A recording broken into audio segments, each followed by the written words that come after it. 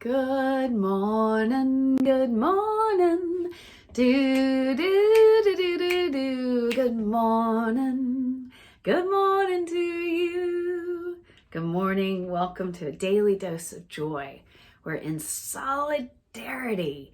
We are kicking off our day with a microdosing tool and setting the intention to use these positive habits throughout the day to build momentum towards joy, to elevate our state, to redirect ourselves from negative momentum to positive momentum, and all the while leveraging neuroscience to up-level the dose chemistry in our brain, the positive neurotransmitters.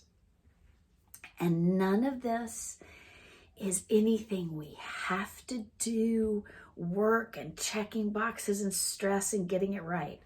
Let that all go. This is Playtime with Winston. It's really, really at its core, leaning into relief and joy and satisfaction. So today, one of the ways we're going to do that is do Woopsie Daisy Stories. I mean, y'all, these rock my world sometimes.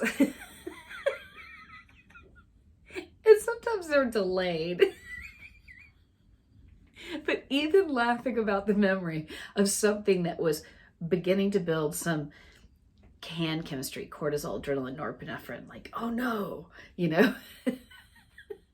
is firing those neural pathways together. So if you had felt that way at that time, but then now you're able to rethink about the story and laugh about it, that is beneficial to how we are rewiring our brains.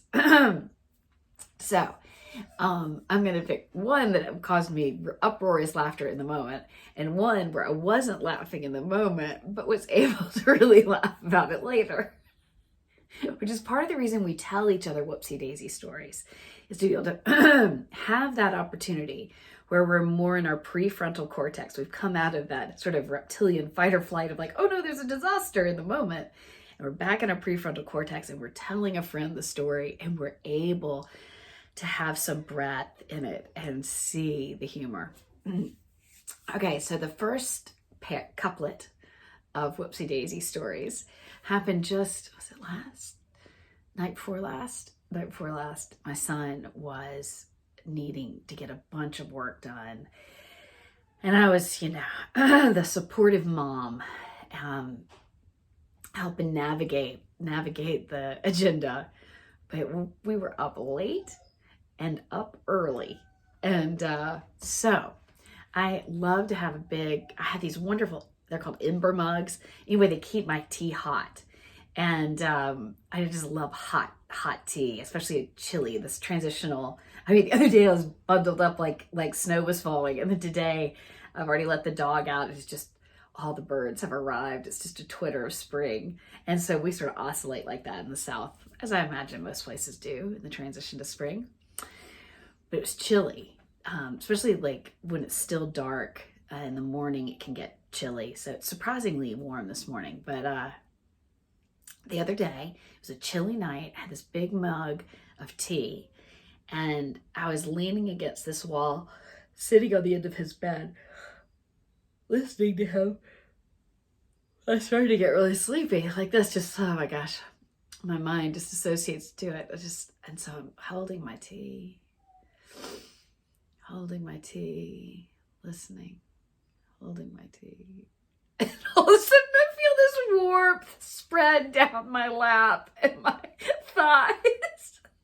I guess I'm no longer holding the cup level. And we were both just like, whoopsie daisy.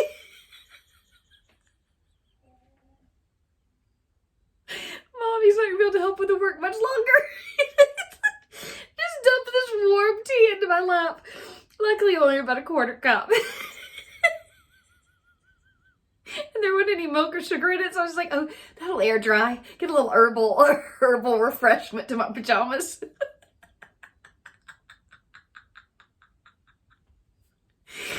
was so funny. Just whoopsie daisy. Oh, and then it gets better because it's part of a couplet. So we get up early the next morning. This time I got my matcha tea, which is what I love often in the mornings. And, it's milky and got the green tea matcha powder in there. And I am, again, sitting on the end of his bed, like, okay, you got this. You're cheering you on. But it is early and I haven't slept much between the first Woopsie Daisy. And I do it again. I gotta doze off. I could be a good sleeper. That tea just went everywhere. This time it warranted a change of clothes. Oh, what do you do? Whoopsie daisy. Oh. All right. And then the last whoopsie daisy story of the morning is I was working on a project, a home repair project, where I took something apart very meticulously and put it into little Ziploc sandwich bags and numbered them so I'd be able to reassemble it correctly.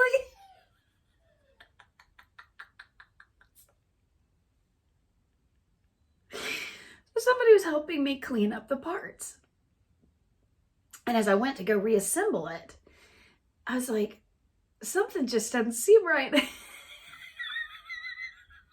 realized that the parts are no longer in the correct numbered bags. So this meticulous system had a glitch in it. I just stood there like, uh-oh.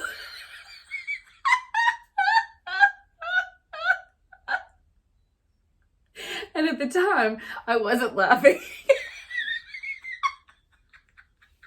Because I had a limited amount of time to reassemble this thing. And now it was like, beat the clock. But I don't have numbered instructions anymore. Oh my goodness.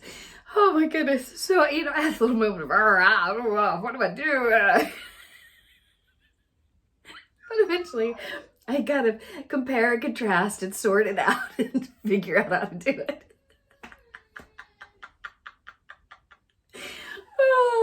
And then a little while later, I was like, oh my gosh, that was so funny.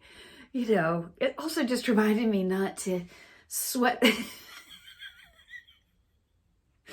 We knew somebody who would say, don't sweat the snail shit. Excuse me. That was a quote, a literal quote from a grumpy but friendly old man. And that used to be his saying, meaning like, don't sweat the small stuff. I'm like, do they allow that word on YouTube?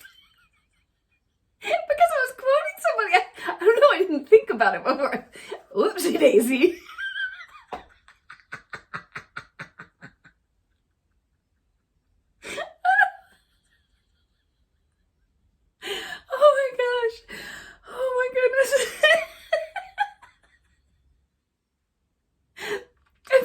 Friends who are listening with their kids, man, I'm so sorry.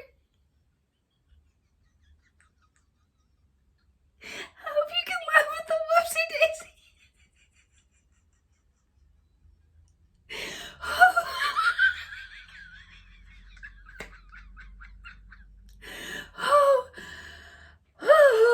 Oh my goodness.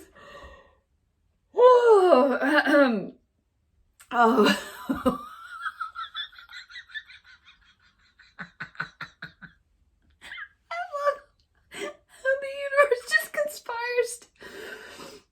Such a good laugh in the morning.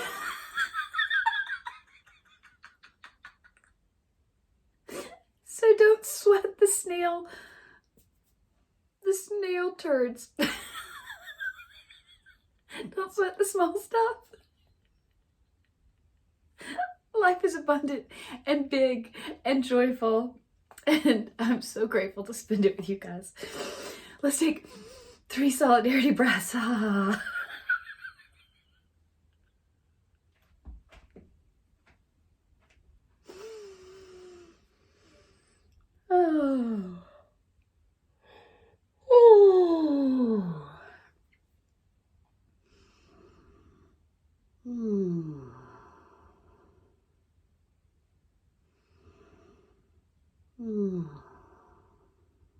May today surprise and delight us.